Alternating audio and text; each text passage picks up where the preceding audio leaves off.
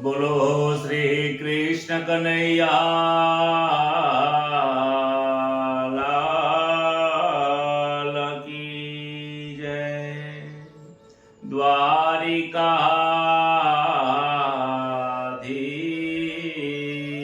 કી જય. વસુદેવ સુતં દેવં કંસ ચારુણમર્દનમ દેવકી પરમાનંદમ કૃષ્ણ વંદે જગદ્ગુરુમ. પ્રથમ નમો ગુરુદેવને, હેજી પ્રથમ નમો ગુરુદેવને. લરી લરી લાગો પાય, માત પિતાને વંદન કરું, રાખો શરણની માય. હેજી મંગલ દિવસ યાજનો અને મંગલ સૌનો થાય. દાસ જયસના માનજો, વંદન લાખ કરોડ. દાસ જયસના માનજો, સૌ સંતોને રામ રામ. શ્રી ગણેશાય નમઃ. શ્રી પરમાત્મને નમઃ. પરમ પવિત્ર શ્રીમદ ભગવદ ગીતાનું જ્ઞાન ભગવાન શ્રી કૃષ્ણએ જે અર્જુનને આપ્યું છે એ એવું અદ્ભુત જ્ઞાન છે, એ અવિનાશી જ્ઞાન છે, એ નિશ્ચય કરવા વાળું જ્ઞાન છે, એ અવિચર પદ આપે એવું જ્ઞાન છે. ભગવદ ગીતાનું જ્ઞાન પાપીમાં પણ પાપી ગમે તેવો જીવાત્મા હોય, દરેક વ્યક્તિ આ જ્ઞાનને પ્રાપ્ત કરીને પોતાનું જીવનને ધન્ય બનાવી શકે છે. આ ભગવદ ગીતાનું જ્ઞાન જ એવું છે. અનેક પ્રકારના ત્યાં રસ્તાઓ બતાવ્યા છે કે હે જીવાત્મા, હે અર્જુન, તું કર્મયોગથી પણ મને પ્રાપ્ત કરી શકીશ. જ્ઞાન માર્ગ પણ છે જ્યાંથી તું મને પ્રાપ્ત થઈ શકીશ. અને ત્રીજો ભક્તિનો પણ માર્ગ છે જ્યાંથી તું મને પ્રાપ્ત થઈ શકીશ. ઈશ્વરને પ્રાપ્ત થવાના ત્રણ પ્રકારના જે માર્ગો છે, ત્રણ યોગ છે, એ યોગનું જે સાગર છે, ત્રિવેણી સંગમ છે, એ જ આ ભગવદ ગીતા છે. ભગવદ ગીતા આપણા જીવનને પાવન કરે છે. પહેલા અધ્યાયમાં આપણે જોઈ ગયા કે જ્યારે અર્જુનનો વિષાદ થયો છે, સામે અનેક લોકો બેઠા છે, પોતાના લોકો છે. અર્જુનને ત્યાં મોહ થાય છે, મોહના કારણે વિષાદ થાય છે. અને અર્જુન શ્રી કૃષ્ણ ભગવાનને પ્રશ્ન કરે છે, પ્રભુ, મારી સામે પોતાના છે કેવી રીતે અસ્ત્ર ઉપાડું? પોતાના લોકો પર, ગુરુ પર કેવી રીતે હું મારા શસ્ત્ર ઉઠાવું? ભગવાન તેને જે ઉપદેશ આપે છે એ જ શ્રીમદ ભગવદ ગીતા છે. સાંખ્ય બીજા અધ્યાયની અંદર સાંખ્ય યોગનું જ્ઞાન આપ્યું છે કે હે અર્જુન, તું જેને મારવાનું કહે છે એ તો ક્યારે મરતો જ નથી. જે મરે છે આ શરીર છે, શરીર તો તમારું મારું દરેકનું નાશવંત જ છે. તું મારીશ તો એ મરશે, નહીં મારે તો એક દિવસ તો એ મરવાનું છે. કારણ કે જે જન્મે છે એ મરે છે. જન્મ તો આ શરીરનો થાય છે, અંદર રહેલા આત્માનો જન્મ થતો નથી અને એનું મૃત્યુ પણ થતું નથી. કારણ કે તે તો અવિનાશી છે, તે અજન્મા છે. માટે અર્જુન, તું બરાબર સમજી લે, તું જેને મારવા માંગે છે એ તો ક્યારેય મરવાનો નથી. આવું અદ્ભુત જ્ઞાન સાંખ્ય યોગમાં આપ્યું. એની સાથે સાથે કર્મ યોગની અંદર જ્ઞાન આપે છે કે અર્જુન, તું કર્મ માર્ગથી પણ મને પ્રાપ્ત થાય કે એવું કર્મ, નિષ્કામ કર્મ કર કે જેનાથી તને કર્મની ફળ જે મળવું જોઈએ, કર્મનું બંધન થવું જોઈએ, એ બંધન તને થશે નહીં.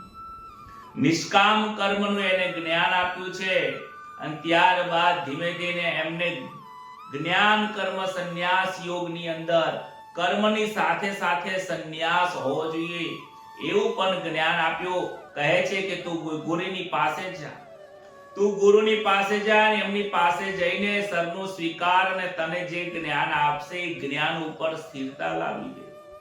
ચોથા અધ્યાયની અંદર આપણે જોઈ ગયા કે અનેક પ્રકારના યજ્ઞો બતાવ્યા છે, કર્તવ્ય કર્મ બતાવ્યા, સ્વધર્મ બતાવ્યો છે, નિષ્કામ કર્મ કરવાનું બતાવ્યું છે. અને હવે આપણે શરૂઆત 5મા અધ્યાયથી કરીએ છીએ. 5મો અધ્યાય એ કર્મ સંન્યાસ યોગ છે. અર્જુનને વારંવાર પ્રશ્ન થાય છે કે પ્રભુ તમે જ્ઞાનને શ્રેષ્ઠ બતાવો છો તો મને કર્મમાં કેમ પ્રેરિત કરી રહ્યા છો?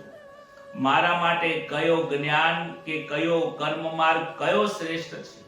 તમે અલગ અલગ માર્ગ બતાવો છો પણ શ્રેષ્ઠ કયો છે, કલ્યાણકારી કેવો છે? એ પ્રશ્ન આ 5મા અધ્યાયની અંદર પૂછે. 5મા અધ્યાયમાં ભગવાન જે ઉપદેશ આપે છે એ કર્મની અંદર પણ સંન્યાસ રહેલો છે.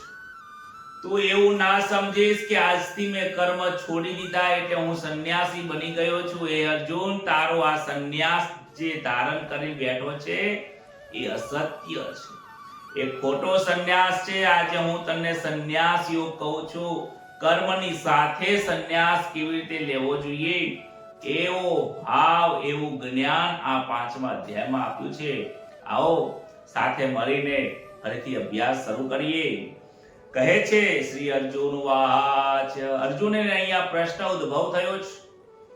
જ્ઞાન માર્ગનો એમને જ્ઞાન માર્ગ અને સંન્યાસનું જ્યારે જ્ઞાન આપ્યું છે, સાંખ્ય યોગ વિશે જ્ઞાન આપ્યું, તો અહીંયા પણ એક પ્રશ્ન ઉદ્ભવ થાય છે. કહે છે સંન્યાસમ કર્મણમ કૃષ્ણ પુનર્યોગમ ચ સંસસી.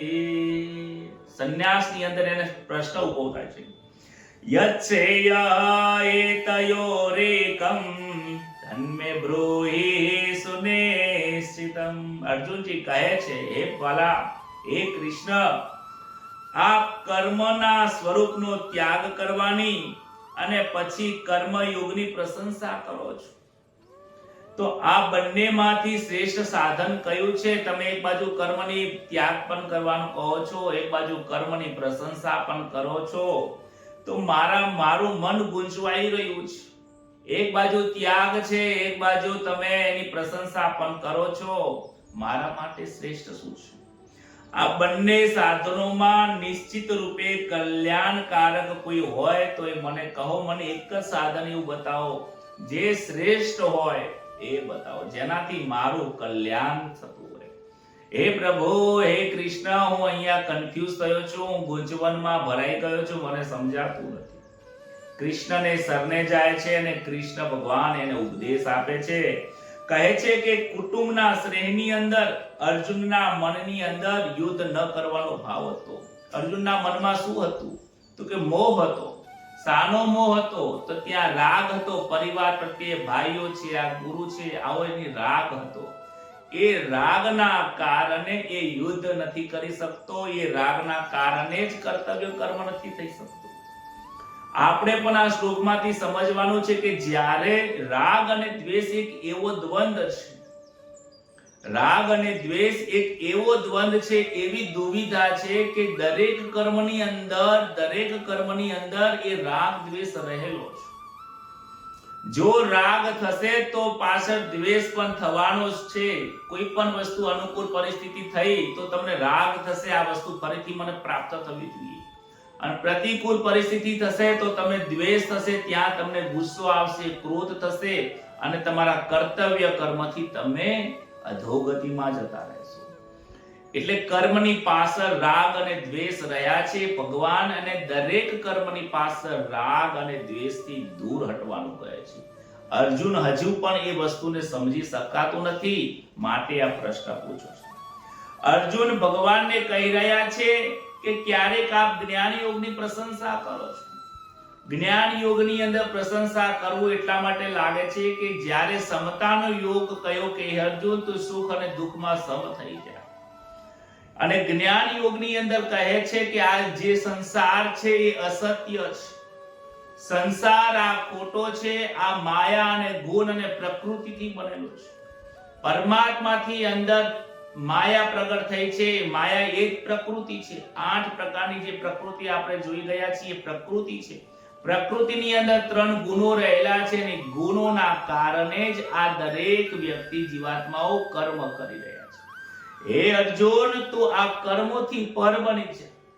આ જે સંસારના કર્મો છે એ અસત્ય છે. સત્ય આ સંસારમાં ઈશ્વર જ છે, જે નાશવંત અને અવિનાશી અવિચર સિદ્ધે છે. આવું જ્ઞાન પ્રાપ્ત કર્યા પછી કર્મયોગની અંદર સાંભળે છે કે હે અર્જુન, તું તારો સ્વધર્મનું કર્તવ્ય કર્મ કર. કર્મ કરીને તું મોક્ષની પ્રાપ્તિ થઈશ. આવો એક બાજુ કર્મ તરફ એને પ્રેરિત કરી રહ્યા છે. તો આજે અહીંયા ગુંજવણ ઊભી થાય છે, પ્રભુ મારે શું કરવાનું? એક બાજુ તમે જ્ઞાનને શ્રેષ્ઠ બતાવો છો, એક બાજુ કર્મનો ત્યાગ કહો છો, અને પાછળથી તમે એમ કહો છો કે કર્મના અંદર જ કર્મ કરવાથી જ તું મને પ્રાપ્ત થઈશ. કર્મ કર્યા વગર કોઈ વ્યક્તિ રહી પણ શકતો નથી, તો જ્ઞાનની અંદર કર્મ કેવી રીતે આવી ગયું? કહે છે કે અકર્મમાં કર્મ, કર્મમાં અકર્મ. તું જો હજી પણ અર્જુન આ વસ્તુને સમજી શકતા નથી. કર્મ એટલે તું કર્મ તો કર. આ મનુષ્ય આ દેહ મળ્યો છે, શરીર મળ્યું છે, તો કર્મ કરવું જ પડશે. કર્મ વિના કોઈ રહી શકતો નથી. પણ કર્મની પાછળ જે અકર્મ રહેલું છે, કે શું અકર્મ છે કે એની પાછળ જો તમે આશાઓ નહીં રાખો, ફળની આશા નહીં રાખો, નિષ્કામ કર્મ કરશો તો એ અકર્મ બની જશે. આ કર્મ હું નથી કરતો, ઈશ્વર જ કરી રહ્યા છે, આવું સમજીને કરીશ તો એ અકર્મ બની જશે. અને એ કર્મનું બંધન તને લાગવાનું નથી. આ જ્ઞાનને અર્જુન હજી સમજતા વાર લાગે છે. એટલે આવો પ્રશ્ન પૂછે કે પ્રભુ મારા માટે કોઈ શ્રેષ્ઠ હોય એ સમજાવો. અર્જુનની અંદર વૈરાગ્ય તો આવી ગયો છે. અર્જુનની અંદર હૃદયમાં ભોગનો પૂર્ણ વૈરાગ્ય થોડો ઘણો આવી ગયો છે. સમજાય છે કર્તવ્ય કર્મ મારો શ્રેષ્ઠ ધર્મ છે, પરંતુ હજુ પણ એના મનની અંદર આ દુવિધાઓ રહેલી છે. એ ચાહે છે કે મારા હૃદયની અંદર એક પણ પ્રકારની શંકા રહેવી જોઈએ નહીં. જ્યાં સુધી બરાબર જો કોઈ વસ્તુ ન સમજાય ત્યાં સુધી પ્રશ્નોત્તરી કરતા રહો. ભગવદ ગીતામાં ભગવાન શ્રી કૃષ્ણ અને અર્જુનનો સંવાદ જ છે. પરસ્પર બંને જણ સવાલ પૂછે છે, ભગવાન એનો ઉત્તર આપે છે. એટલા માટે જ્યારે પણ તમે કોઈ ગુરુ મહારાજ જોડે જાઓ, સંતોની પાસે જાઓ, ત્યારે સવાલ લઈને જાઓ. તમારા મનની જે દુવિધાઓ છે, પ્રશ્ન છે, એ લઈને જાઓ. પણ ન એવા પ્રશ્નો લઈને જવા જોઈએ કે જે સંસારના હોય, જે નિરર્થક હોય, જે રેતીને પીલીને શું આવે? દૂધને તમે તેલ શું કહેવાય, તલ હોય, તલને જો તમે પીલો તો અંદર કંઈ તેલ પણ નીકળે. પરંતુ જો તમે રેતીને પીલવા જશો તો શું નીકળવાનું છે? એટલે જો તમે સંસારની વાતો કરશો તો સંસારનું કોઈ નીકળવાનું નથી. સાર કાંઈ નહીં આવે. પણ ગુરુની પાસે જઈને તમે એવા પ્રશ્નો પૂછો જેમાંથી કોઈ સાર પ્રાપ્ત થાય, જેમાંથી તમારું કલ્યાણ ઈચ્છા થાય. અને ભગવાન હવે એના માટે જે કલ્યાણકારી છે એ જવાબ આપે છે, ઉત્તર આપે છે, ઉપદેશ આપે છે. શ્રી ભગવાન ઉવાચ સંન્યાસઃ કર્મયોગશ્ચ નિઃશ્રેયસકરાવુભૌ તયોસ્તુ કર્મ સંન્યાસ્યા કર્મયોગો વિશેષ્યતે. ભગવાન કહે છે કે સંન્યાસ યોગ એટલે કે સાંખ્ય યોગ અને કર્મ યોગ. હે અર્જુન, આ બંને યોગ, સાંખ્ય યોગ મેં તને જે કહ્યું એટલે કે સંન્યાસ યોગ કયો, સંન્યાસ યોગ કહો, જ્ઞાન યોગ કહો કે સાંખ્ય યોગ કહો, બધું એક જ શબ્દો છે, પર્યાયવાચક શબ્દ છે. અને સાથે તને મેં જે કર્મ યોગ કહ્યો, આ બંને તારા માટે કલ્યાણકારી છે. આ બંનેમાં એવું કોઈ નથી કે જ્ઞાન માર્ગ બહુ શ્રેષ્ઠ વધારે છે અને આ કર્મ માર્ગ શ્રેષ્ઠ થોડો નીચો છે, એવું નથી. બંને કલ્યાણકારી છે. પરંતુ તું જો મને પૂછતો હોય કે સહેલો ઉપાય કયો છે, તો મારા મતે પરંતુ એ બંનેમાં કર્મ સંન્યાસ કરતા કર્મ યોગ વધુ શ્રેષ્ઠ તારા માટે છે. તું ક્ષત્રિય છે, તારા માટે કર્મ સંન્યાસ કરતા કર્મ યોગ વધુ શ્રેષ્ઠ છે. ભગવાનના સિદ્ધાંત અનુસાર તો સાંખ્ય યોગ કર્મયોગ બરાબર જ છે, પરંતુ અર્જુનની આજની જે પરિસ્થિતિ છે એ પ્રમાણે કહે છે કે તને જ્ઞાન કરતા જે કર્મયોગ વધારે શ્રેષ્ઠકારી થઈ જશે. ભગવાનના સિદ્ધાંત અનુસાર કહે છે કે જ્ઞાન પ્રાપ્તિ માટે સાંખ્ય યોગનું પાલન કરવા માટે મનુષ્ય સ્વતંત્ર છે, પરંતુ કર્મ કરવા માટે એના ફળની આશા રાખવી જરૂરી નથી. કર્મયોગ તું કરીશ તો કર્મની અંદર દરેક વ્યક્તિ કર્મ કરે છે, એના માટે તારે વિશેષ કોઈ પ્રયત્ન કરવાનો નથી. જ્ઞાનની અંદર જો તને કદાચ અહંકાર આવી જશે, જ્ઞાનમાં અહંકાર આવવો એ નોર્મલ વસ્તુ છે, આવી જ જશે. અને જો એ જ્ઞાનમાં અહંકાર આવશે કે હું જ્ઞાની છું, હું પંડિત છું, હું કંઈક જાણું છું, અમને તો બધી ખબર પડે છે, તમે જે જ્ઞાન આપો છો મહારાજ એ બધી અમે જાણીએ જ છીએ, જો આવો મનમાં ભાવ ઉત્પન્ન થતો હોય તો સમજી લેવું કે જ્ઞાનમાં અહંકાર છે. મેં શરૂઆતમાં જ ગીતામાં પહેલા જ કહ્યું હતું કે જ્ઞાન યોગ જે છે એ પહાડ જેવો છે અને પહાડ ચીકની માટી જેવો છે. તમે જેવા જેમ ચડતા જશો તરત જ પગ લપસાઈને નીચે પડી જશે, જેમ ઉપર જશો એમ નીચે પડી જશે.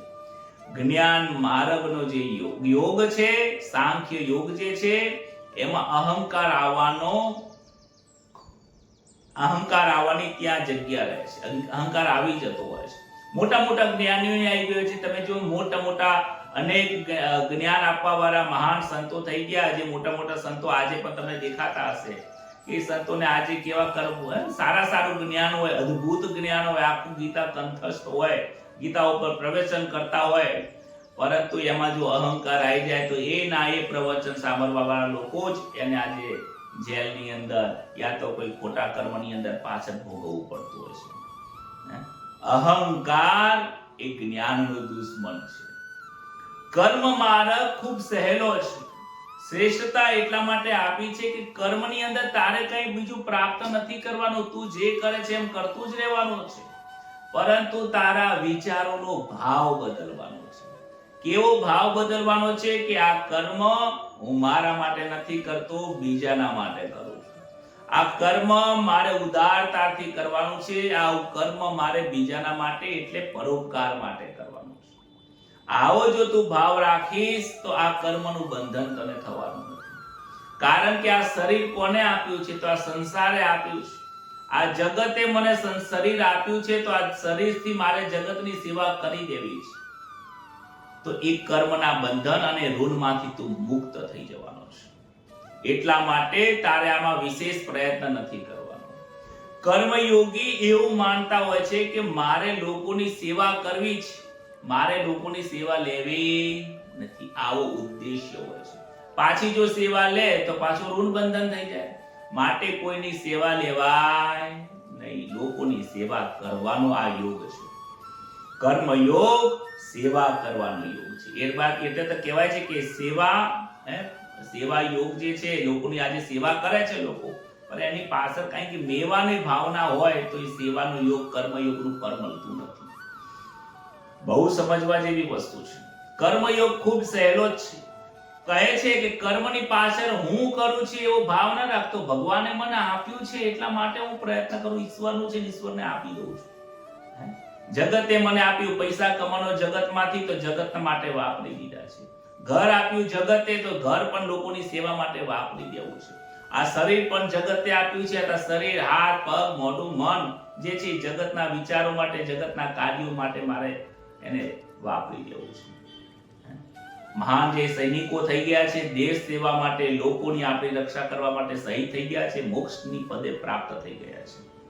આ સેવા ધર્મ કર્મની યોગની અંદર મુખ્ય ધર્મ છે. માટે કહે છે, ઈશ્વર કહે છે, ભગવાન અર્જુનને કહે છે કે હે અર્જુન, શ્રેષ્ઠ સંન્યાસ કરતા કર્મયોગ શ્રેષ્ઠ છે. આગળના અંદર કહે છે કે શ્રેષ્ઠ શા માટે છે એવું આ ત્રીજા શ્લોકની અંદર સમજાવે છે. જ્ઞેયઃ સહસ નિત્ય સંન્યાસી યો ન દ્વેષ્ટે ન કાંક્ષતિ. નિર્દ્વંદો હિ મહાબાહો સુખમ બંધાત પ્રમોચ્યતે. જે દ્વેષ અને ઈચ્છાઓને છોડે છે તે જ સંન્યાસી છે. સંન્યાસી એટલે આજકાલ આપણને એવું લાગતું હોય છે કે જેને ઘર છોડી દીધું, જેને કપડાં છોડી દીધા, જેને આ સંસારના ભોગોને છોડી દીધા અને જેને જંગલમાં જઈ તપશ્ચર્યા કરે છે, જેને ભગવા ધારણ કરી દીધા છે, એ જ સંન્યાસી છે, એ જ ખરો સંન્યાસી છે. પણ ભગવાન અહીંયા સંન્યાસ ધર્મની અંદર, સંન્યાસ યોગની અંદર કંઈક અલગ જ સંન્યાસ કહે છે. કર્મ સંન્યાસ યોગની અંદર કર્મની અંદર સંન્યાસ રાખવાનો છે. એ અર્જુન, તું કર્મ કર પણ સાથે સંન્યાસ રાખીને કર્મ કર. આ કર્મ અને સંન્યાસ બંને સાથેને સમજાવે છે ભગવાન. કારણ કે અર્જુને પ્રશ્ન પૂછ્યો છે કે મને સમજાતું નથી, મને સમજાવો. તો કર્મ યોગની અંદર પણ સંન્યાસ રહેલો જ છે અને સંન્યાસ યોગની અંદર પણ કર્મ રહેલું જ છે. આ બંનેની અંદર કર્મ અને સંન્યાસ સાથે લઈને કેવી રીતે ઈશ્વરની પ્રાપ્તિ થાય, કેવી રીતે આ યોગ સાધી શકાય એ સમજાવે છે. કહે છે કે હે મહાબાહો, મનુષ્ય ન કોઈનો દ્વેષ કરે છે અને ન કોઈની આકાંક્ષા કરે છે. જે મનુષ્ય કોઈનો દ્વેષ નથી કરતો, કોઈની પ્રત્યે રાગ પણ નથી, કોઈની પ્રત્યે દ્વેષ નથી અને કોઈની આશા પણ નથી રાખતો, કોઈ આકાંક્ષા પણ નથી રાખતો, અપેક્ષાઓ નથી રાખતો, તે કર્મયોગી સદા સંન્યાસી સમજવો જોઈએ. જેને કોઈની પાસે અપેક્ષા રાખે જ નહીં, તો એ જેની પાસે આશાઓ જ નથી, તો એ ખરેખર સંન્યાસી જ છે. જેને કોઈની પ્રત્યે રાગ નથી, એ સદા સંન્યાસી છે. જો કોઈ વ્યક્તિ કર્મ કરે છે, બહુ સમજજો આ વસ્તુને, સંન્યાસ ધર્મ કોને કહેવો કે જે કર્મની પાછળ રાગ અને દ્વેષ નથી, એને સંન્યાસ યોગ કહે છે. ભગવા છોડવાની જરૂર નથી, પરંતુ આ જગતમાં રહીને ભગવાનની પ્રાપ્તિ કરવા માટે જે યોગ કયો છે એને સારી રીતે સમજવું, એ સંન્યાસ યોગ છે. કહે છે કે કર્મયોગી સદા સંન્યાસી સમજવા, કેમ કે તેઓ દ્વંદ્વોથી રહિત સુખપૂર્વક સંસારના બંધનથી મુક્ત થઈ જાય છે. બે શબ્દો વાપર્યા ભગવાને. કયો શબ્દ વાપર્યો છે? નિર્દ્વંદો હિ મહાબાહો. નિર્દ્વંદો આ શબ્દની અંદર આખો કર્મયોગ કહેવાઈ ગયો છે, સંન્યાસીઓ કહેવાઈ ગયો છે. નિર્દ્વંદ, દ્વંદ એટલે આપણે આગળ જોઈ ગયા છીએ કે દ્વંદ કયા છે કે રાગ અને દ્વેષ એ દ્વંદ છે, સુખ અને દુઃખ એ દ્વંદ છે, આશા અને તૃષ્ણા એ દ્વંદ છે, હું અને મારું એ દ્વંદ છે. આ જે દ્વંદ છે, અનુકૂળ પરિસ્થિતિ, પ્રતિકૂળ પરિસ્થિતિ, આ દ્વંદ છે. સુખ અને દુઃખ આ બે દ્વંદ છે. પણ મુખ્ય છે રાગ અને દ્વેષ. જે રાગ અને દ્વેષ રહિત કાર્ય કરે છે એ સદા સંન્યાસી છે. જે કર્મની પાછળ ફળની આશા નથી રાખતો, જે અપેક્ષા નથી રાખતો, એ સંન્યાસી છે. હે અર્જુન, આ કર્મ હું નથી કરતો, અંદર રહેલો પરમાત્માની શક્તિ વડે જ હું કાર્ય કરી રહ્યો છું, એનું નામ સંન્યાસ છે. આ કર્મ જે કરું છું ઈશ્વરની કૃપાથી કરું છું ને ઈશ્વર તમારા સરને હું અર્પણ કરું છું, આ જ સંન્યાસ યોગ છે. જાનું બધું એ જે કરું છું તે દાદા, જે તે દાદા, દે તે વાલા, હું સરને કરું છું. હે પ્રભુ, દાદા એટલા માટે કીધું કે ઈશ્વર આપણા દાદા છે, પિતાજીના પણ પિતાજી પરમાત્મા છે. ઈશ્વર આખા જગતના કરતા હરતા પિતા છે. જગત પિતા કહેવાય છે, જગત ગુરુ કહેવાય છે, જગન માતા એટલે જગતની માતા પણ કહેવાય છે. આ સૃષ્ટિની રચના કરવા વાળા પણ એ છે, પાલન કરવા વાળા પણ એ છે, સંહાર કરવા વાળા પણ એ જ છે. આમાં આપણું કાંઈ એમાં ચાલતું નથી. કહે છે કે તું કર્મ કર પણ તું સંન્યાસની સાથે કર. દ્વંદ રહિત કરીશ તો તું કર્મની સાથે બંધન થશે નહીં, અને દ્વંદને છોડી દઈશ, દ્વંદ રહિત કરીશ તો બંધનમાંથી મુક્ત થઈ જઈશ. અને કોઈ પણ કર્મને દ્વંદની સાથે કરીશ તો પછી તને એમાં ગુંચવણ ઊભી થશે અને પાછું આ જન્મ મરણના ચક્કરમાં તારે ત્યાં ફસાવું પડશે. કહે છે કે ઊંડાણપૂર્વક જો જોવામાં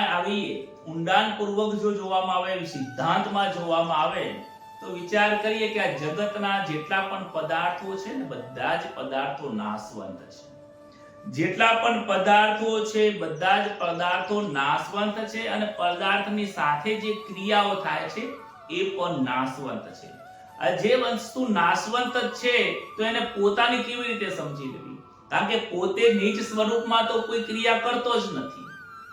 પોતાના નીચ સ્વરૂપની અંદર કોઈ ક્રિયા થતો જ નથી, કોઈ ભાવ થતો નથી, કોઈ બોલતો પણ નથી, ચાલતો પણ નથી, કોઈ વ્યવહાર પણ નથી કરતો. એ તો સાક્ષી સ્વરૂપ છે અંદર ચૈતન્ય આત્મા તો. પણ એની શક્તિ સત્તા વડે આ કાર્ય અને આ પદાર્થો બની રહ્યા છે. અને આ બધી જ વસ્તુ આપણી તો છે જ નહીં. કોની છે? તો ઈશ્વરની છે. તો એની છે ને એને આપવામાં આપણને તકલીફ શું પડે છે? ભાડાનું મકાન 10 દિવસ આપણે રહ્યા હોય અને 2 મહિના 4 મહિના 6 વર્ષ કે 5 વર્ષ 2 વર્ષ 5-10 વર્ષ રહીએ અને જ્યારે એ મકાન માલિકને પછી આપણા આ મકાનમાં રહેવા આવવું હોય તો શું કરવું પડે? આપણને કહે કે ભાઈ હવે 3 મહિનામાં મારે રહેવા આવવું છે, ખાલી કરજો. તો આપણે બીજી વ્યવસ્થા કરીને જતું રહેવું જોઈએ. ઘર ખાલી કરવું પડે. જે જેનું છે એને આપી દેવું પડે. અને જો ના આપીએ તો પછી ઝઘડા થાય અને પાછું એની અંદર અનેક પ્રકારના કર્મો ઉભા થઈ જાય છે. એવું ને એવું આની અંદર છે કે આ શરીર કોને આપ્યું છે? તો ઈશ્વરે આપ્યું છે. તો ઈશ્વર માટે જ આ શરીરને વાપરી દો. પોતાનું છે નહીં. જગતમાંથી જે વસ્તુ તમને પ્રાપ્ત થઈ છે એ જગતના કલ્યાણ અર્થે જ વાપરી દેવું એ જ શ્રેષ્ઠ યોગ છે. કહે છે કર્મો કરતા રહીને કોઈ પણ કર્મ સાથે કોઈ પણ પ્રકારનો સંબંધ ન રાખવો એ જ કર્મ સંન્યાસ યોગ છે. કોઈ પણ કર્મ કરો તમે, ચાહે તમે મંત્ર જપ તપ તીરથ ભોજન કરો, ઊંઘો, ખાઓ, પીઓ, બોલો, ચાલો, વ્યવહાર કરો, કોઈ પણ તમે કર્મ કરો, એ કર્મની સાથે કોઈ સંબંધ ન રાખો તો કર્મ સંન્યાસ યોગ થઈ જાય છે. સંબંધ ન રાખવો મતલબ કે એ કર્મ હું નથી કરતો, આ કર્મ મારા દ્વારા નથી થતું, આ કર્મ ફરીથી પ્રાપ્ત થાય. કારણ કે કોઈ સારું કાર્ય થતું હોય તો આપણે ઈચ્છા થાય કે આવા કાર્યો સારા થતા રહે. તો આવું કાર્ય ચાહે સારું કે ખોટું, એ કાર્ય વારંવાર મારા હાથેથી થાય એવો ભાવ ન હોવો જોઈએ. આ કર્મની પાછળ જે ફળ મળવાનું છે, ફળ મળવું જ જોઈએ એવો ભાવ પણ ના હોય. આ કર્મ મારા દ્વારા થઈ રહ્યો છે આવો ભાવના, એ કર્મની સાથેનો સંબંધનો વિચ્છેદ થઈ રહ્યો છે. આવું જ્યારે તમે આપણા મનને જેટલી વખત સમજાવીશું ને એટલી વખત મન ધીમે ધીમે સુધરવાનો પ્રયત્ન કરશે. બુદ્ધિ પણ પછી આવો નિર્ણય લેશે અને પછી એક દિવસ ને એક સમય એવો આવશે કે સ્વાભાવિકપણે બધું ધીમે ધીમે છૂટી જાય છે અને સંન્યાસ, સંસારમાં રહેવા છતાં પણ સંન્યાસ યોગ બની જાય છે. સંસારમાં મૂંઝવણ થવાના યોગો પણ એ જ છે. ભગવાન કહે છે રાગ અને દ્વેષના કારણે જ આ મૂંઝવણ થાય છે. આગળના શ્લોકની અંદર કલ્યાણકારી માર્ગ જે છે એ પણ બતાવીને આગળ સમજાવે છે. સાંખ્ય યોગો પૃથક બાલા પ્રવદંતે ન પંડિતા. બહુ સરસ છે. એકમપ્યાસ્થિત સમ્યક ઉભયોર વિંદતે ફલમ. જ્ઞાન અને કર્મયોગ અલગ નથી. ઘણા લોકો શું કહે છે, આ શ્લોકનો અર્થ આપણે સમજી લઈએ કે સમજણ વિનાના લોકો એટલે અજ્ઞાની લોકોની વાત કરી છે. અજ્ઞાની એટલે પામર નહીં, જેની પાસે જ્ઞાન છે પરંતુ જ્ઞાનની અનુસાર ચાલતો નથી એનું નામ અજ્ઞાની.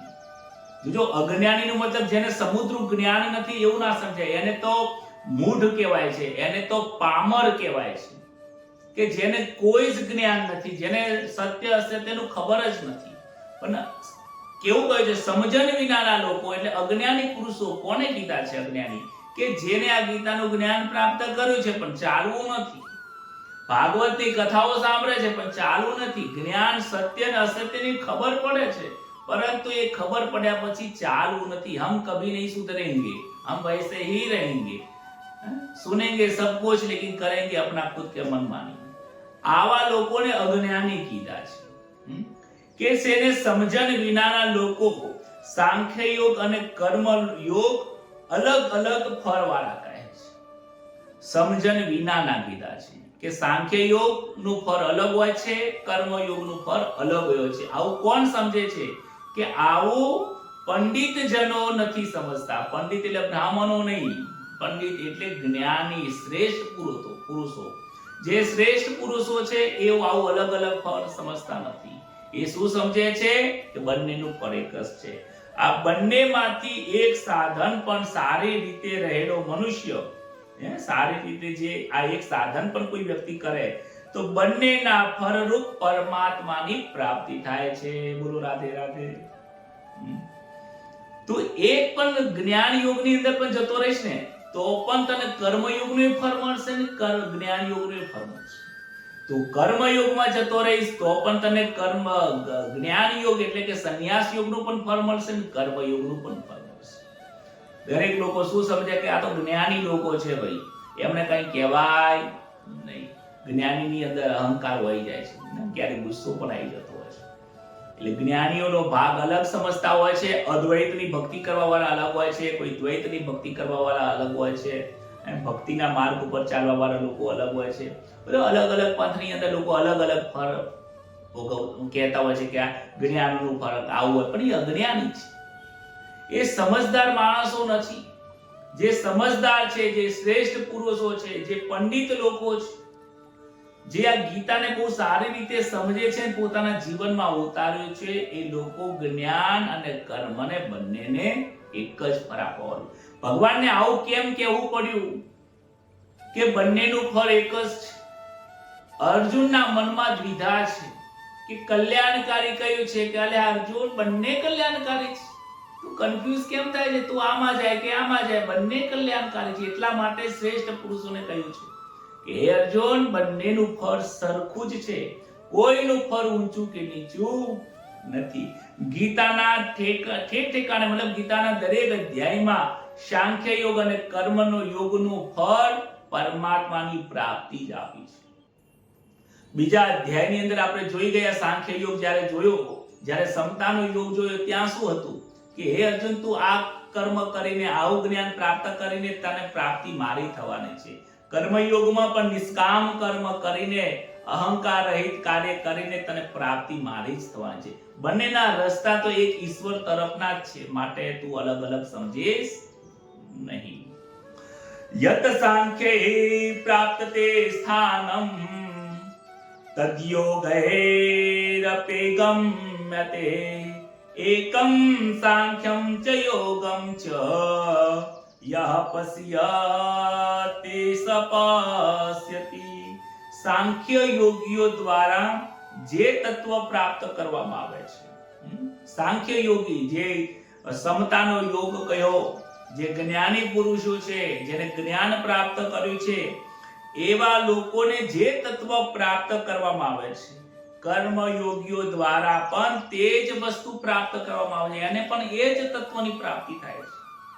આથી જે મનુષ્ય સાંખ્ય યોગ અને કર્મ યોગનો ફળરૂપી એક જુએ છે તે બરાબર જુએ છે. જે પંડિત લોકો બરાબર જે જુએ છે કે બંનેનું ફળ એક જ છે, તો એ બરાબર જોઈ રહ્યા છે. તને બરાબર નથી દેખાતું અર્જુન, તને બંનેમાંથી કોઈ એક જ તું એમ કહે છે કે મને કહો, હે અર્જુન, તું બંનેમાં અલગ વાત જોઈશ નહીં. આ બંને મારા જ છે. કર્મ યોગે મારો છે અને જ્ઞાન યોગ પણ મારો છે. ઉત્તરાર્ધમાં ભગવાને કહ્યું હતું કે એક સાધન પણ સારી રીતે સ્થિત કરી દેવામાં આવે તો બંને સાધનોનું એને ફળ મળે છે. તું જ્ઞાન યોગ કરીશ તો પણ ત્યાં કર્મયોગ રહેલો છે. કારણ કેવી રીતે રહેલો છે કે જે રીતે તું જ્ઞાન કરીશ, તને એમ જ્ઞાન યોગમાં એવું હોય કે આ સંસાર અસત્ય છે અને ઈશ્વર સત્ય છે. આ દેહ નાશવંત છે, અંદર રહેલો જે ચૈતન્યની શક્તિ છે એ અવિનાશી છે. અને હું અવિનાશીનો પરમાત્માનો પુત્ર આત્મ સ્વરૂપ છું. હું ચૈતન્ય ચિદાનંદ સ્વરૂપ પરમાત્માનું સ્વરૂપ જ છું. આવું જ્યારે જ્ઞાન પ્રાપ્ત થઈ જાય તો એનો મતલબ એવો નથી કે સંસારમાં એ લોકો કર્મ નથી કરતા. સંસારમાં કર્મ તો કરતા જ હોય. એ પણ ખાય પીવે, આગળના શ્લોકમાં આવશે, એ પણ ખાતા હોય, પીતા હોય, બોલતા ચાલતા, વ્યવહાર, લગ્ન પ્રસંગમાં જતા આવતા બધું જ હોય, પણ એનાથી એ લિપ્ત થઈ જતા હોય છે. કેવા હોય છે? અલિપ્ત હોય છે. એની અંદર એમના રસ નથી રાખતા. એમનો રસ ફક્ત ઈશ્વરના હરિના રસમાં જ હોય છે. જેને સંસારમાં રસ છે એને હરિના રસમાં ક્યારેય એમાં રસ જાગતો નથી. જેને હરિમાં રસ જાગેલો છે એને સંસારમાં રસ ઉત્પન્ન થતો નથી. એ રસ બાબતમાં પણ આપણે આગળ જોઈ ગયા છીએ. ઘણા લોકો એવા પણ હોય સંસારમાં રસ રાખે, સંસારનો રસ પીવે અને સાંજે ટાઈમ થાય એટલે ભાઈ હરિનો રસ પીવા જતા રહે. આ કાગડા જેવી કિંમત કહેવાય છે. કાગડા જેવા શ્રવણ કરતાઓ કહી શકાય છે. કાગડો હોય ને એ દૂધપાકમાં હોય ને, દૂધપાક મૂક્યો તો દૂધપાક હોય ચાંચ ડબોરે, સારી વસ્તુમાં ચાંચ ડબોરે અને એ ચાંચ લઈને પછી ક્યાં જાય? જે ગંદકી પડી હોય ત્યાં પણ વિષ્ટા પડી હોય ત્યાં પણ ચાંચ રાખે, પાછો આની પાસે આની અંદર પણ ખાય. કાગડો બંને બાજુ ખાતો હોય છે. તો આજે આપણી કેવી કિંમત છે, આપણે કઈ દિશામાં જઈ રહ્યા છીએ? અને હંસ લોકો હોય, જો દૂધ હોય, કદાચ કોઈ વ્યક્તિએ દૂધમાં પાણી રેડી દીધું હોય ને તો પણ જો દૂધ મૂક્યું તો હંસ આવીને દૂધ પી જશે અને પાણી જે હશે એ પડ્યું રહેશે. સાર હશે એ ગ્રહણ કરશે, અસાર હશે એ છોડી દેશે.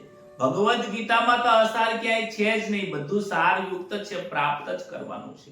પરંતુ આ સંસારની અંદર સાર પણ રહેલો છે, અસાર પણ રહેલો છે. દૂધમાં છાશ પણ રહેલી છે, દૂધમાં ઘી પણ રહેલું છે, દૂધમાં અમૃત પણ રહેલું છે, દહીં પણ રહેલું છે. તમે કેવું મંથન કરો છો? આ મંથન કરીને શું ખાઓ છો, શું પ્રાપ્ત કરો છો, એના માટે દરેક વ્યક્તિ સ્વતંત્ર છે. કોઈ દૂધ પીવે છે, કોઈ દૂધમાંથી દહીં બનાવીને ખાય છે, કોઈ દૂધમાંથી દહીં બનાવીને પછી છાશ બનાવીને ખાય છે, કોઈ પછી વધારે મહેનત કરી અને માખણ આવે અને માખણ ખાય છે, ઘી ખાય છે. હંસ જે પુરુષ છે, હંસ જેવા જે શ્રોતાઓ છે, હંસ જેવા જે મહાપુરુષો છે, એ આ કર્મયોગ અને જ્ઞાન યોગ બંને વસ્તુ પ્રાપ્ત કરી લેતા હોય છે. ખોટી વસ્તુને છોડી દે. એ સંસારની કદાચ વાતો સાંભળવા બેઠા હોય તો સાંભળતા હોય પરંતુ રસ ના હોય, પરંતુ સાંભળીને એમાં કોઈ સાર જો કોઈ હોય તો લઈ લે અને અસાર તો બધો છોડી દે. અસારને છોડી આવા હંસ ગતિના લોકો. માટે આપણે પણ આવા હંસ ગતિ જેવી આપણી ગતિ થાય, હંસ જેવા આપણે બનીએ એવો પ્રયત્ન કરવો જોઈએ. આની અંદર પણ એવું જ કહેવામાં આવે છે કે સાંખ્ય યોગી દ્વારા જે તત્વ પ્રાપ્ત થાય છે એ જ કર્મયોગીને પ્રાપ્ત થાય, અને કર્મયોગીને જે પ્રાપ્ત થાય છે એ જ સાંખ્ય યોગીને પ્રાપ્ત થાય છે. અને જે આ તમે અલગ અલગ ફળ જુઓ છો એ ખરેખર નથી. જે એક જ ફળ જોવે છે એ જ શ્રેષ્ઠ વ્યક્તિ છે. એને કોઈ દિવસ અલગ કહી શકાતું નથી. કહે છે કે સત સ્વરૂપમાં ક્યારે અભાવ થતો નથી. જ્યારે કામના અને આસક્તિના અભાવમાં પેદા થાય છે એમ સમજીને અસંગ બની જવું એ જ્ઞાન છે. સંસારની વાતોમાં સંગ ન થઈ જવો જોઈએ. સંસારના વ્યવહારમાં કોઈ કામના ન થવી જોઈએ. એ કામના ન થવી એનું નામ જ્ઞાન યોગ છે. અને વસ્તુઓમાં સાધકનો જે રાગ છે તે વસ્તુઓને બીજાના માટે વાપરી દેવી. તમને જેમાં રાગ છે, આપણી પાસે જે રાગ એટલે કે કોઈ વસ્તુ આપણે તમને પ્રાપ્ત થઈ ગઈ છે, બીજાના માટે વાપરી દેવી, એ જ કર્મયોગ છે. અને આ રીતે કર્મયોગ અને જ્ઞાન યોગ બંનેની સાથે, જે કર્મની સાથે આ રીતે યોગ સાધવાથી ધીમે ધીમે ધીમે ધીમે ધીમે કર્મની સાથેનું જે બંધન છે એ દૂર થઈ જાય છે. કર્મના ફળની આસક્તિ ન રાખો એટલે બંધન ન થાય. જ્ઞાન માર્ગની અંદર કે આ જગત ખોટું છે, જગતના વ્યવહાર પણ ખોટા છે એવું સમજીને એનાથી દૂર રહે અને છોડી દેતા હોય છે તો પણ એ કર્મનું બંધન થતું નથી. ખૂબ સમજવા જેવી આ વસ્તુ છે. એક એક વસ્તુને બહુ એક એક શ્લોકને ખૂબ સારી રીતે ધીમે ધીમે આપણે સમજીએ ને તો ખરેખર ગ્રહણ કરીને આપણા જીવનના અંદર ઘણું બધું જ્ઞાન પ્રાપ્ત થાય છે.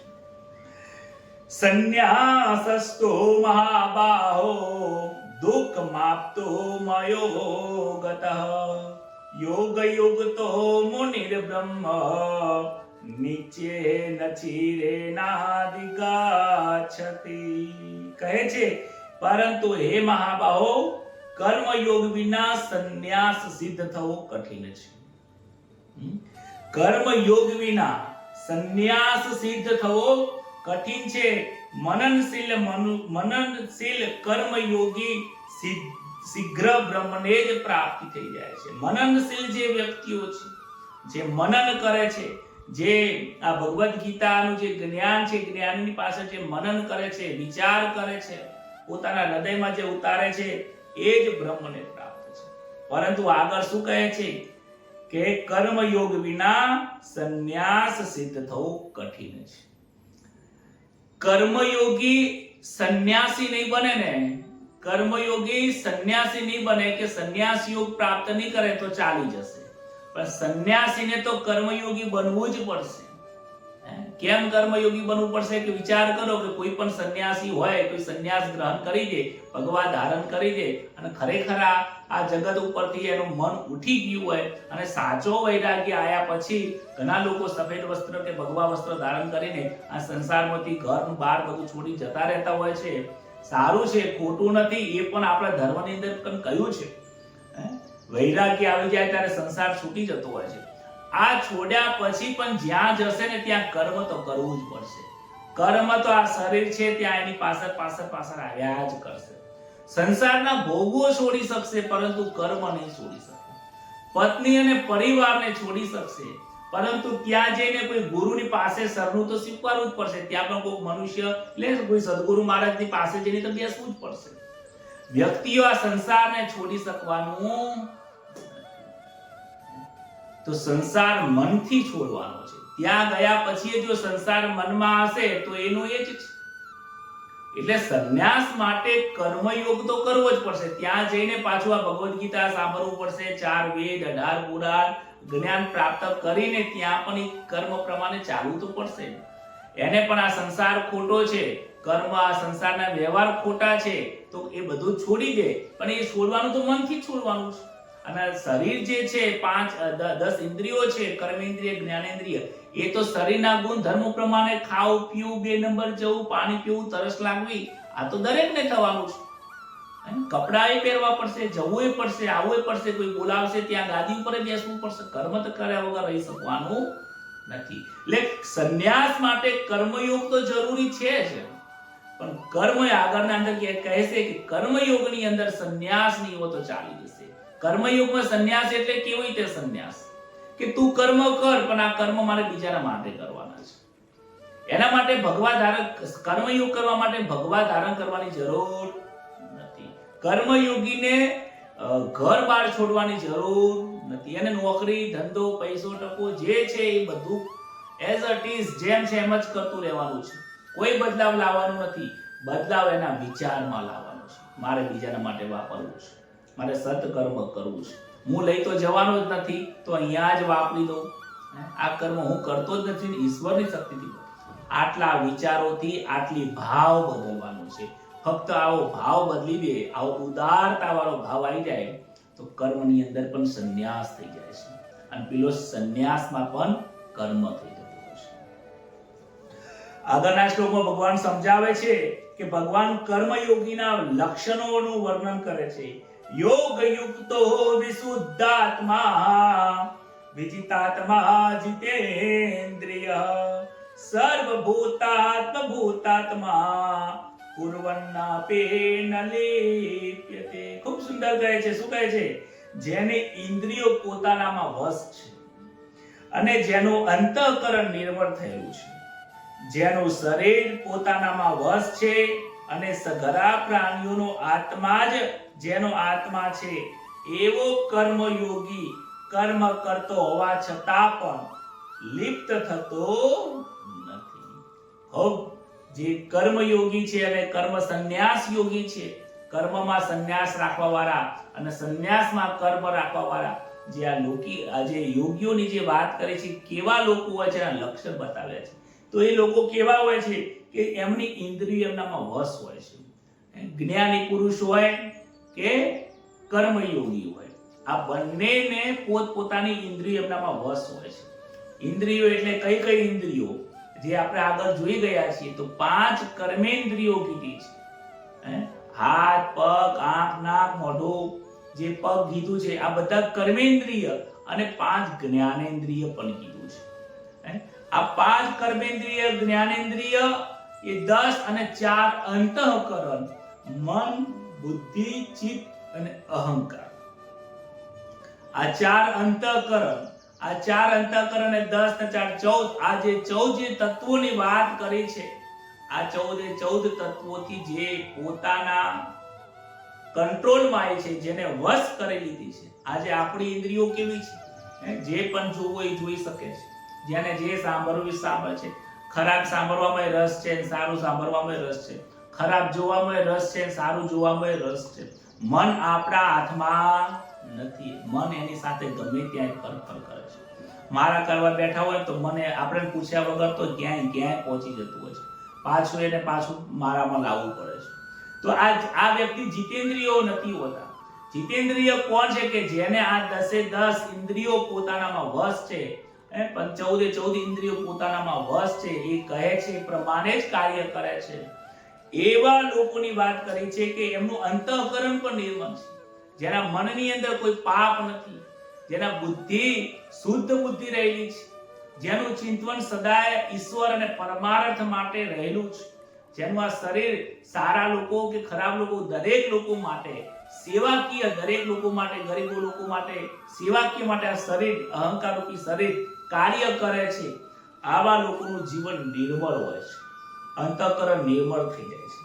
જેનું શરીર પોતાનામાં વશ છે, એની જ વાત આવી ગઈ કે જેનું શરીર પણ પોતાનામાં વશ છે, જેની ઇન્દ્રિયો પોતાનાથી વશ હોય, એનું શરીર પણ પોતાનામાં વશ થઈ જાય છે. અને સઘળા પ્રાણીઓમાં આત્મા, મારામાં જે પરમાત્મા રહેલા છે, મારામાં જે ઈશ્વર છે, એ દરેકની અંદર રહેલા છે. મારામાં જે ચૈતન્ય છે એ જ તમારામાં છે, તમારામાં રહેલા છે એ જ મારામાં છે. તમારામાં મારામાં જે ઈશ્વર રહેલા છે, આત્મા રહેલો છે, એ અલગ નથી, એ એક જ છે. હવે આવું જો વિચાર થઈ જાય તો કોઈ વ્યક્તિ જોડે ખરાબ કરવાનો વિચાર કરી પણ ના શકે. ખરાબ કરે શું? વિચાર પણ ના આવે. કારણ કે કોઈના વિશે ખરાબ વિચારવું એટલે સમજી લો કે પોતાના માટે જ ખરાબ વિચારી રહ્યો છે. કોઈની સાથે ખરાબ કર્મ કરવું એટલે પોતાની સાથે જ ખરાબ કરી રહ્યો છે. કોઈની સાથે ચીટિંગ કરવી, કોઈની સાથે ચોરી કરવી, કોઈને છેતરપિંડી કરવી, સમજી લો કે એ છેતરપિંડી પોતાની સાથે જ થઈ રહી છે. સ્પ્રિંગને દબાવો અને પછી દબાયા પછી સ્પ્રિંગ ઉછળે છે ને, એવી રીતે તમે જે કાર્ય જેવું સામેવાળા સાથે કરો છો, એ સ્પ્રિંગ સાથે કર્મ જ્યારે પણ સમય આવે ત્યારે તમને ફળ આપવા તૈયાર થઈ જાય છે. યાદ રાખજો કે મનુષ્યને જન્મ, મૃત્યુ અને ભોગ આ ફિક્સ જ હોય છે. કોને ત્યાં જન્મ લેવાનો એટલે કે કઈ જાતિમાં જન્મ લેવો, અને એનું મૃત્યુ કેટલા સમયનું છે, અને એને સુખ દુઃખ કેવું ભોગવવાનું છે, એ પ્રારબ્ધ જ્યારે આવે છે ત્યારે લઈને આવે છે. અનેક પ્રકારના આપણા બધા કરેલા કર્મો પડ્યા છે, એમાંથી આટલું કર્મ લઈને આ પિંડ બનીને આવી ગયો. અને એ પિંડનું જે કર્મ છે એ કેવું કર્મ છે? જો ક્વોલિટી વાળું કર્મ હોય તો ઊંચી જાતિ, ઊંચું ઘર, ઊંચો પરિવાર, એવો સત્સંગ, એવું ઘર મળતું હોય. ખરાબ હોય તો પછી પરિવાર એવો મળતો હોય છે, જેને જેવું ભોગવવાનું છે એવું ભોગ અને એવું કુટુંબ પરિવાર એને જન્મ મળે છે. એ પ્રારબ્ધ અનુસાર જ એ જન્મ લે છે, કોઈના હાથમાં નથી. તમારા જેવા કરેલા કર્મો છે, કર્મ જેટલા ભેગા થાય છે, કર્મ અનુસાર જ તમને જાતિઓ નક્કી થાય છે. સુખ દુઃખ પણ એ પ્રમાણે નક્કી થાય છે. અને એ કેટલું ભોગવવાનું છે, એ ઘર અને પરિવાર, એ મિત્રો સાથે કેટલું ભોગવવાનું છે, એ પણ આયુષ્ય નક્કી કરીને જ આવે છે. એટલા માટે તમે જુઓ ને, બાળક પેટમાં હોય ને અને 6 માસનું થાય ને પછી મરી જાય. કેમ? લોકોની સાથે સંબંધ નથી એનો, પરંતુ માતાને 6 મહિનાનું દુઃખ ભોગવવાનું લખીને આવ્યું છે. માતાને 6 મહિનાનું દુઃખ ભોગવાઈ ગયું એટલે વાત પૂરી થઈ, ત્યાંથી છૂટો થઈ ગયો. એ સુખ અને દુઃખ એ બાળક એટલા સમય માટે લઈને આવ્યો. કેટલાક બાળકો તમે જુઓ 10-18 વર્ષનું થાય, મા બાપે પૈસા એને લાલન પાલન કરી મોટો કરે, અને પછી સમય આવે એટલે 18 વર્ષે મૃત્યુ પામી જાય. કેટલી આશાઓ સાથે બંધાયેલો, પણ કેમ? એનું પ્રારબ્ધ એટલું જ હતું કે તમારી સેવા લેવા માટે આવ્યો, સેવા કરવાનો યોગ નહોતો. માટે કર્મયોગ પણ એવો કરો કે જેનાથી આપણી પાસે જેટલું બંધન પ્રાપ્ત થયું છે, જે ઋણ લઈને આવ્યા છે, આ શરીર જે ઋણ લઈને આવ્યું છે, ઋણ અદા કરી દો.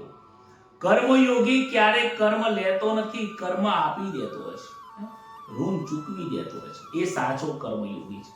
સેવા લે નહીં પણ સેવા આપી દેતો હોય છે. આવા લોકો હોય છે યોગ્ય કર્મની સાથે વધારે સંબંધ રહે છે, માટે ઇન્દ્રિયો વશ ન હોવાથી વિચલિત થવાની સંભાવનાઓ પણ રહે છે. કર્મયોગની અંદર મન જલ્દી વિચલિત થઈ જાય, ફળની આશાઓ માં લેપાઈ જાય, આવી આસક્તિઓ રાખે, આવું થઈ શકતું હોય છે. કેમ? કારણ કે કર્મયોગી વારંવાર કર્મ કરતો હોય છે. કોકના માટે તમે થોડું કાર્ય કર્યું હોય તો પછી તમને એમ થાય કે સારું એક વખત કરો, બે વખત કરો, 3 વખત કરો. વારંવાર કોકની સેવા કર્યા પછી જોજો મનની અંદર એ ભાવ ઉત્પન્ન થશે કે હવે તો આ વસ્તુ મને પ્રાપ્ત થવી. જો આવો પ્રશ્ન ઉદ્ભવ થયો, મનમાં ભાવ આવ્યો અને સમજો કે એક કરેલા કર્મ ઉપર પાણી ફરી જાય છે. કર્મ ઉગવાનું તો જરૂર, પણ ક્વોલિટી વાળું નહીં ઉગે. એક કર્મનું ફળ મળી જશે તમને, પરંતુ એ કર્મ તમે જે ઈશ્વર તરફ લઈ જવા વાળું હતું, ઉર્ધ્વ ગતિ લઈ જવા વાળું હતું, એ તમને ઉર્ધ્વ ગતિ લઈ જશે નહીં. આસક્તિ રાખવાથી કર્મનું બંધન થઈ જશે. આગળ કહે છે વિશુદ્ધ આત્મા, જે શબ્દ આવ્યો છે, અંતઃકરણમાં રહેલી મલિનતા પણ સંસારમાં બંધનમાં નાખે છે. અંતઃકરણ, મનમાં રહેલા વિચારો, હૃદયમાં પડેલો ભાવ, તમે કોઈનું કર્મ કરો છો, કોઈની સાથે તમે સેવા કરો, કોઈના તમે ચરણ દબાવવાની સેવા કરો, કે કોઈને તમે પૈસા આપી ગરીબ વ્યક્તિની સેવા કરો, કે કોઈ માળા કરો, કે કોઈ તીર્થયાત્રા કરો, કોઈ પણ કોઈને ભોજનની સેવા કરાવો, જે પણ કંઈ તમે પરમાર્થ કરો, એ પરમાર્થમાં રહેલો તમારા મનનો ભાવ, તમારો ઉદ્દેશ્ય, એ ભાવ ને ઉદ્દેશ્ય એ કર્મનું ફળ નક્કી કરે છે. એ ફળ કેવું બેસવાનું છે. જો ભાવ ઈશ્વર પ્રાપ્તિનો હશે તો ઈશ્વર તરફ લઈ જશે, ઉર્ધ્વ ગતિ લઈ જશે. અને તમે કાંઈક કર્મ કરી પ્રાપ્ત કરવાની ઈચ્છા કરી તો તમને કર્મનું ફળ એવું બંધન યુક્ત થાય છે. કર્મ યોગમાં શરીરના સુખ અને આરામનો ત્યાગ કરવાની ભારે આવશ્યકતા છે. કર્મયોગીએ ક્યારે આળસ ન કરવી જોઈએ. જો આળસ આવી જાય કર્મયોગીમાં તો એ કર્મયોગી યોગ સાર્થક થતો નથી.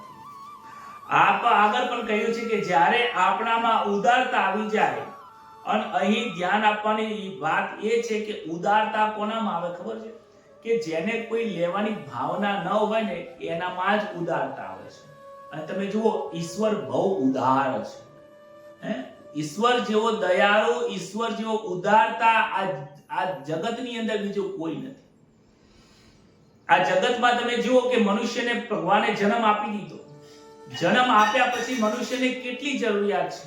તો હવાની જરૂર પડે છે. ભગવાન હવા આપી દે છે, એટલી પર્યાપ્ત હવા આપી છે ને કે તમે આ સંસારમાં કોઈ વ્યક્તિને એવું નથી કે હવા નથી મળતી ને મરી ગયો. હવા અને ઓક્સિજન પ્રાપ્ત થઈ જાય છે. આજના લોકો હવે ઓક્સિજનનો ખરાબી થાય એના માટે પ્રયત્ન કરી રહ્યા છે. કે તમે જુઓ ને પ્રદૂષણ એટલું બધું થાય છે કે ધીમે ધીમે ઓક્સિજન ઘટતું રહ્યું છે. કોઈ લોકો વૃક્ષો વાવતા નથી. એ આપણા જ કારણો છે, અને આપણે આ કાર્ય નહીં કરીએ તો આપણે જ દુઃખી થવાના છીએ. સીધી વસ્તુ છે. પ્રકૃતિ તો એનું કાર્ય કરે છે. બધા વૃક્ષો વાવે તો ઓક્સિજનની ક્વોલિટી વધી જાય. ભગવાને ઓક્સિજન દરેકને જેટલી જરૂરિયાત છે એટલું બધું જ આપ્યું છે. જળ પણ એટલું બધું આપણને આપી દીધું છે. પાણીની જે જરૂરિયાત છે, રહેવા માટે જમીન પણ આપી દીધી છે ભગવાન એટલો બધું દયાળુ છે. આંખ આપણે આપી છે, જોઈ શકો છો, તમે આ જગતને જોઈ શકો છો, સાંભળી શકો છો, આ હાથથી સારા સત્કર્મ કરી શકો છો, એ જગ્યાથી બીજી જગ્યા ઉપર તમે જઈ શકો છો, સારું વિચારી શકો છો, સાંભળી શકો છો. અને હવે તો લોકોના એટલા એવા બુદ્ધિશાળી મનુષ્યો હવે તો થયા છે કે હવે તમે દૂર બેઠા છો, હું અહીંયા બેઠો છું, છતાં મારા આ ભગવદ ગીતાની કથાને તમે ઘરે બેઠા બેઠા લાઈવ સાંભળી શકો છો. આ પણ ભગવાનની કૃપા છે કે જેને પણ આ ટેકનોલોજી બનાવી, એ ટેકનોલોજી બનાવવાની બુદ્ધિ પણ કોને આપી? ઈશ્વરે જ આપી છે. ત્યારે તો એ કાર્ય કરી શક્યો છે. આ બધું જ જે ટેકનોલોજી પણ આવે છે એ ઈશ્વરની કૃપાથી જ આવે છે. માટે ઈશ્વરની કૃપા એટલા બધા ઈશ્વર દયાળુ છે કે ના પૂછો વાત. એટલા માટે ઉદારતા એ ઈશ્વરનું સ્વરૂપ છે. અને જે વ્યક્તિ ઉદાર બની જાય છે એ પણ ઈશ્વરના સ્વરૂપને પ્રાપ્ત થઈ જાય છે. ઉદારતા તો એવી હોવી જોઈએ કે શરીરના કોઈ અંગ માંગે તો અનેક આપણે કથાઓ સાંભળી છે કે કથાની અંદર પોતાનું શરીર પણ આપી દીધું છે. અને પ્રાણીઓ માટે પોતાનું શરીર આપી દીધું. પ્રાણી ભૂખ્યું છે, પોતાનો હાથ કાપીને માંસ આપી દીધું કે જા તું જમી લે, તું ભૂખ્યું ના રહેવું જોઈએ. આવા તો ઉદાર આપણા રાજાઓ છે. આવા ઉદારતાઓને ઈશ્વરની પ્રાપ્તિ થતી હોય છે. એક દિવસ દાન કર્યું અને પછી 12 મહિના સુધી છોડી દીધું, આવું કોઈ પ્રાપ્ત થતું નથી. ઉદારતાની ખૂબ જરૂર છે. ઉદારતા એ ઈશ્વરનું સ્વરૂપ છે. આગળ કહે છે નૈવ કિંચિત કરોમીતિ યુક્તો નન્યેત તત્વવિદ પશ્યન શૃણ્વન સ્પૃશન જગ્નિન ગચ્છન સ્વપંચ સ્વરંસમ પ્રલાપન વિસૃજન ગૃહન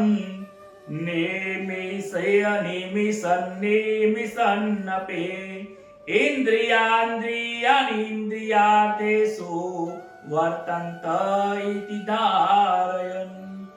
5મા અધ્યાયનો 8મો અને 9મો શ્લોક. થોડું વાંચવામાં પણ અઘરું પડી જાય, જો ધીમે ધીમે વાંચો તો જ આ થઈ શકે, પરંતુ આ પંચીકરણનો શ્લોક છે, બહુ સમજવા જેવું છે. એનો અર્થ થાય છે કે તત્વોને જાણવા વાળું. મેં તમને કહ્યું ને કે આ શરીર 52 તત્વથી બનેલું છે અને એમાં મુખ્ય 5 જ્ઞાનેન્દ્રિય, કર્મેન્દ્રિય, મન, બુદ્ધિ, ચિત્ત, અહંકાર અને એના પછી બીજા 5 પ્રાણ પણ આવતા હોય છે. એમ કરીને એના ગુણ્યા પછી બીજા 2 પણ થતા હોય છે, એટલે કે એના દેવતાઓ હોય છે, એના કર્મના અધિષ્ઠાન દેવતાઓ હોય છે. એમ કરીને 52 તત્વોનો આ દેહ બને છે. એ સમય મળશે તો 52 તત્વો તમને ગ્રુપમાં હું લખીને મોકલી આપીશ. એ 52 તત્વોને જે આ જાણવા વાળો જે છે સાંખ્ય યોગી, જે જ્ઞાની પુરુષ છે, જે સંન્યાસી છે, એ પણ કહે છે કે એ પણ સાંભળતો હોય છે. જે આપણે આગળ વાત કરી કે સંન્યાસી જે વ્યક્તિ છે એ પણ કર્મ તો કરતો જ હોય છે. એ બોલે, ચાલે, ખાય, પીવે, એ જ શ્લોક અહીંયા બતાવ્યો છે કે ભગવાન કહે છે કે તત્વ જ્ઞાનને જાણવા વાળો જે જ્ઞાની પુરુષ છે, સંન્યાસી છે, એ જ્ઞાની સાંખ્ય યોગી પણ જોવે છે, જોવાની ક્રિયા કરે છે, સાંભળવાની ક્રિયા કરે છે, સ્પર્શની પણ ક્રિયા કરે છે, સૂંઘવાની ક્રિયા કરે છે, ખાય, ચાલે, પીવે, ગ્રહણ પણ કરે છે, આપે પણ છે, બોલવાની ક્રિયા કરે છે, ત્યાગ પણ કરે છે, સુવાની ક્રિયા કરે છે, શ્વાસ લેવાની પણ ક્રિયા કરે છે, આંખો ખોલે, બંધ કરે. જ્ઞાની પુરુષો પણ કર્મ તો કરતા જ હોય છે. આંખો મીચવાની પણ ક્રિયા કરે, સઘળી ઇન્દ્રિયોમાં વર્તી રહી છે, એવું સમજીને હું કાંઈ નથી કરતો, આવો સંન્યાસ યોગ છે. ઘણું બધું કાર્ય કરે, ખાય, પીવે, બોલે, ચાલે, વ્યવહાર કરે, પરંતુ આ બધું હું નથી કરતો. આ હું પદ જે છે એ જ અહંકાર છે. આપણામાં શું થઈ જાય છે કે આ સેવા કોને કરી છે, કે ફલાણા ભાઈએ સેવા કરી છે, મંદિરમાં 1 કરોડ રૂપિયા કોને લખાયા, કે આટલું મોટું દાન આપ્યું છે, બહુ અઢળક, બહુ મોટું દાન આપ્યું છે, કોને કર્યું, કે જો આ તકતી વાંચો ફલાણા ભાઈએ. દરેક ગામની ઉપર ગેટ બનાવેલો, ગેટની ઉપર લખે ફલોની બેન ના ગેટ બનાવેલા હોય. લાખો રૂપિયા ખર્ચા ઉપર પાણી ફરી જતું હોય છે. જ્ઞાન સારું છે, લોકોની સેવા માટે જ્ઞાન છે, પરંતુ પાછળ શું છે કે લોકો મારી માતાને યાદ કરે, લોકો મને યાદ કરે, મારા પિતાના, પોતાનું નામ લખે તો પિતાનું લખે, પણ ક્યાં શું નામ કાઢવું છે પિતાનું નામ લખીને? જન હિતાર્થે લખી દો, નહીં લખો તો શું વાંધો છે? લોકોને આવવા જવા માટે સારો ગેટ, ગામમાં રસ્તા બનાવ્યા, બહુ સારું કાર્ય છે, પરમાર્થ કર્યું છે, પણ એની પાછળ તમે એનું કાર્ય. મારો એક વિડીયો તમે કદાચ તમે યુટ્યુબમાં કદાચ જોયો હોય તો, કે તમે જે સિદ્ધિ પ્રાપ્તિ કરો ને એને પ્રસિદ્ધ ન કરશો, તમે જે પરમાર્થ કરો ને એને લોકોને તમે માર્કેટિંગ કરશો નહીં, લોકોને જણાવશો નહીં કે મેં આ કાર્ય કર્યું, આ સત્કર્મ કર્યું. ભાગવતમાં એક કથા આવે છે કે એક રાજા ઘણું બધું પુણ્ય કર્મ કરીને, ઉદાર કર્મ કરીને ઇન્દ્ર બની ગયો અને ઇન્દ્રના સિંહાસન ઉપર બેસી ગયો અને ઇન્દ્ર ત્યાંથી પોતે પરાસ્ત થઈ ગયા ને એને પોતે જગ્યા છોડી દીધી અને આ રાજા ઇન્દ્ર બની ગયો. તમે ખૂબ પુણ્ય કરો ને તો ઇન્દ્રની પદવી પ્રાપ્ત થાય. પછી એ ઇન્દ્ર બૃહસ્પતિ ગુરુની પાસે જઈને કહે છે કે હે ગુરુજી, આપણું રાજ્ય તો જે પૃથ્વી ઉપરથી એક રાજા આવ્યો છે, એ રાજાએ લઈ લીધું છે, દેવલોક લઈ લીધું છે, તો હવે મને એ રાજ્ય પ્રાપ્ત કરાવો, હું તમારા શરણે આવ્યો છું. એટલે ગુરુ પછી જ્ઞાન આપે છે અને ગુરુજી પછી એ રાજાની પાસે જાય છે અને રાજાને જઈને કહે છે કે હે રાજન, તમે ખૂબ મહાન વ્યક્તિ છો, તમે મનુષ્ય યોનિમાંથી ડાયરેક્ટ સ્વર્ગમાં આવીને કોઈ દેવ અને ગંધર્વમાં નહીં, ડાયરેક્ટ ઇન્દ્રની પદવી પ્રાપ્ત કરી દીધી. તમે ખૂબ મહાન છો, તમે ખૂબ સત્કર્મ કર્યા છે. તમે કેવા કેવા સત્કર્મ કર્યા તમે જણાવશો? એટલે પછી જેમ એની થોડી વખાણ કર્યા રાજાના કે તમે મહાન છો, તમે ઉદાર છો, તમારા જેવું તો આ જગતમાં કોઈ નથી, આવું તો બ્રહ્માએ ના કરી શકે, આવું તો વિષ્ણુએ ના કરી શકે. ખૂબ વખાણ કર્યા. વખાણ સાંભળીને, એમની ઉદારતાઓ સાંભળીને, એમને જે જે કર્મ કર્યા, મેં આવો યજ્ઞ કર્યો, મેં રાજસુ યજ્ઞ કર્યો, મેં આ યજ્ઞ કર્યો, મેં આટલા લોકોને ભોજન સમારંભ આપ્યું, મેં આવા ગેટ બાંધાવ્યા હતા, મેં આટલા ગામની અંદર રસ્તા રોડ બનાવ્યા, આટલા કુવા બંધાવ્યા, આટલા તલાવ બંધાવ્યા, મારી પાસે જેટલું રાજ્યની અંદર ધન હતું બધા લોકો માટે વાપરી દીધું. જેમ જેમ જેમ જેમ એ પોતપોતાનું કર્મ સત્કર્મ કહેતો ગયો, એ પ્રમાણે એનું ધીમે ધીમે પુણ્ય જે હતું બધું અડધું થઈ ગયું. જેવું અડધું પુણ્ય થઈ ગયું, તરત જ એ રાજા પુણ્ય અને પાપ બંને સરખું થઈ ગયું, એટલે તરત જ મનુષ્ય યોનિમાં આવી ગયો. વિચાર કરો કે જે સ્વર્ગમાં ઇન્દ્રનું પદ પ્રાપ્ત કર્યા પછી પણ જો એને ત્યાં પુણ્ય મેં આ કર્યું, એને માર્કેટિંગ કર્યું, એને બોલી દીધું, તો શું થયું? એનું પુણ્યનો નાશ થયો. એટલે કહેવાય છે કે સિદ્ધિ જે તમે કરો છો, જે સિદ્ધિ કરો છો એને પ્રસિદ્ધ કરશો, લોકોને જાણ કરશો, લોકોને કહેશો, તો તમારી એ સિદ્ધિ ઘટી જાય છે. એનું જે ફળ મળવું જોઈએ એ ફળ મળતું નથી. એ પુણ્યનો નાશ થાય છે. એટલે અહીંયા કહે છે કે જ્ઞાનીઓ કર્મ કરે છે પરંતુ અહંકાર નથી રાખતા. કહે છે કે આ ઇન્દ્રિય છે, શરીર છે, શરીરનું કાર્ય કરવાનું છે. જીવન મળ્યું છે તો કમાવા તો જવું જ પડશે. પણ જે કમાઈ પૈસા આવે પરમાર્થ માટે વાપરી દો, બીજાના માટે વાપરી દો. આવી ભાવનાઓથી જેના જીવનમાં અહંકાર નથી, એ જ્ઞાની પણ કેવો છે? કર્મયોગી બની જાય છે. જ્ઞાની કર્મયોગી બની જાય છે. અને કર્મયોગી કર્મની અંદર આ વસ્તુ મારે ફરી ઈચ્છા રાખવી નથી, બીજાના માટે વાપરી દેવું છે, જનહિતાર્થે વાપરવું છે. આ જે પણ કર્મ કરું છું લોકો માટે કરું છું, એવું કરીને કર્મયોગી સંન્યાસી બની જાય. સંન્યાસી કર્મયોગી બની જતા હોય છે. આ રીતે બંને જણા કર્મ સંન્યાસ યોગ પ્રાપ્ત કરી હે અર્જુન એ મને પ્રાપ્ત થાય છે. 10મા શ્લોકની અંદર ભગવાન કહે છે બ્રહ્મણા યજ્ઞાય કર્માને સંગમ ત્યક્ત્વા કરોતિ યઃ લિપ્યતે ન સપાપેન પદ્મપત્રમિવાપ્સ્યતિ. આ કેવી રીતે બનતું હોય છે? એ કર્મને કેવી રીતે પ્રાપ્ત નથી થઈ શકતા, બંધન કેવી રીતે પ્રાપ્ત નથી થતું? કહે છે જે આ ભક્તિ યોગથી, આ એક જાતનો ભક્તિ યોગ જ છે. પરમાર્થ કરવું એ ભક્તિ છે કે દરેકમાં ઈશ્વર રહેલા છે એવું વિચારીને એમની સેવા કરવી એ ભક્તિ માર્ગ જ છે. સઘળા કર્મો ભગવાનને અર્પણ કરીને, આસક્તિનો ત્યાગ કરીને જે કર્મ કરે છે એને જેમ કમરના પાનને જળ સ્પર્શ કરતું નથી એવી રીતે પાપ પણ એમને સ્પર્શ કરતા નથી, કર્મ એને બંધન કરતા નથી, જળ કમરવત જીવી જાય છે. સંન્યાસી લોકો એવું વિચારે છે કે આ જગત ખોટું છે, જગતના વ્યવહાર ખોટા છે, માટે જેમ થાય છે એમ થવા દો, હું મારી મોજ મસ્તીમાં છું. હાથ હાથનું કાર્ય કરશે, મુખ મુખનું કરશે, શરીર શરીરનું કામ કરશે, અને આ જે કાર્ય થશે એ સંસાર માટે જ કાર્ય થવાનું છે. આવું સંન્યાસી લોકો સમજતા હોય છે, જ્ઞાની પુરુષો સમજતા હોય છે. અને કર્મયોગી શું સમજે છે કે આ સંસારે મને જન્મ આપ્યો છે, એમનું ઋણ મારા ઉપર છે, આ બધું ઉદાર પ્રમાણે મારે આપી દેવું છે. અને અહંકાર લેશ માત્ર નથી રાખતા, ન જ્ઞાની પુરુષ રાખે છે ન કર્મયોગી રાખે છે. બંને અહંકાર રહિત થઈ જાય છે. આસક્તિ કોઈને નથી. સંસાર ખોટો છે તો ખોટાની પાસે હું આશા શું રાખું? આવું જ્ઞાની પુરુષો સમજે છે કે સંસાર ખોટો છે, ખોટા પાસે આશા રાખું તો ખોટી જ વસ્તુ મને પ્રાપ્ત થવાની છે, તો એ આસક્તિ છોડી દેતા હોય છે.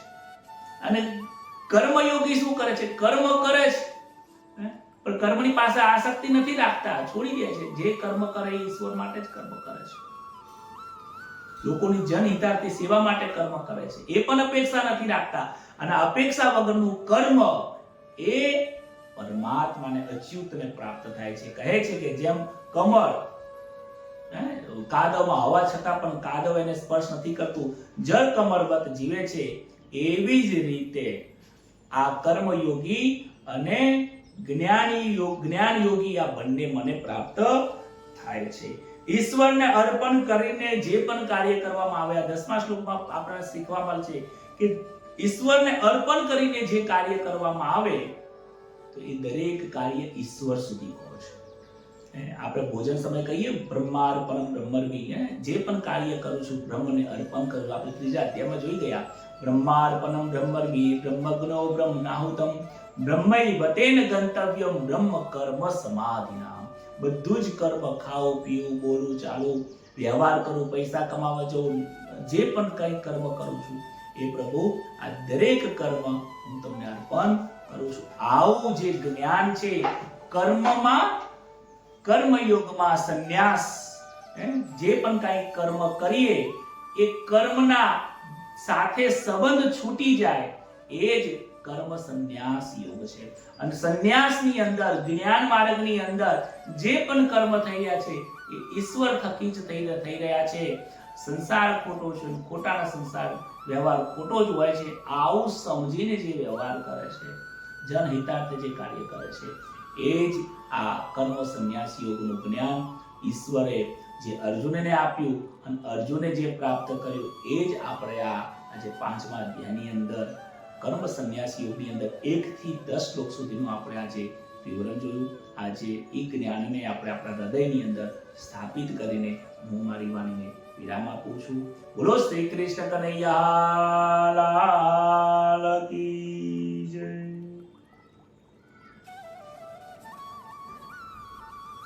આવો આજે ભગવાન શ્રી કૃષ્ણનું નામ લઈને હરે રામ રામ રામ હરે હરે આ અદ્ભુત મંત્રની સાથે આવો, સાથે મળીને કીર્તન કરીએ.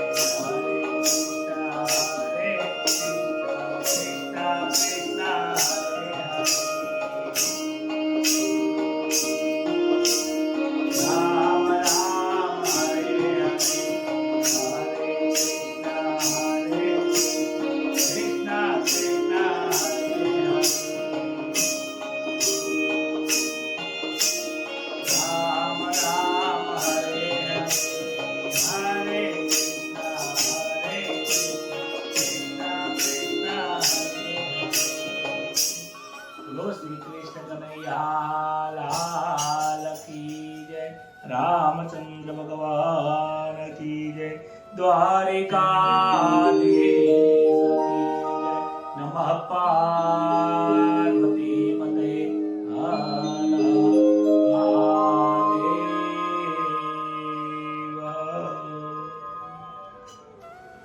સૌને જય શ્રી કૃષ્ણ. ખૂબ આનંદ થઈ ગયો આજે કર્મ સંન્યાસ યોગ વિશે જ્ઞાન પ્રાપ્ત કરીને. આશા રાખું છું કે તમને પણ આજે 1 થી 10 શ્લોક જે જ્ઞાન પ્રાપ્ત થયું છે આપણને એ તમને બહુ સારી રીતે સમજાયું હશે. અને ખૂબ ખુશ રહો, આનંદ કરો, ઈશ્વરની પ્રાપ્તિ કરો, ઉદાર કાર્ય આપણાથી થાય એ જ ભાવના સાથે સૌને જય શ્રી કૃષ્ણ. શુભરાત્રી.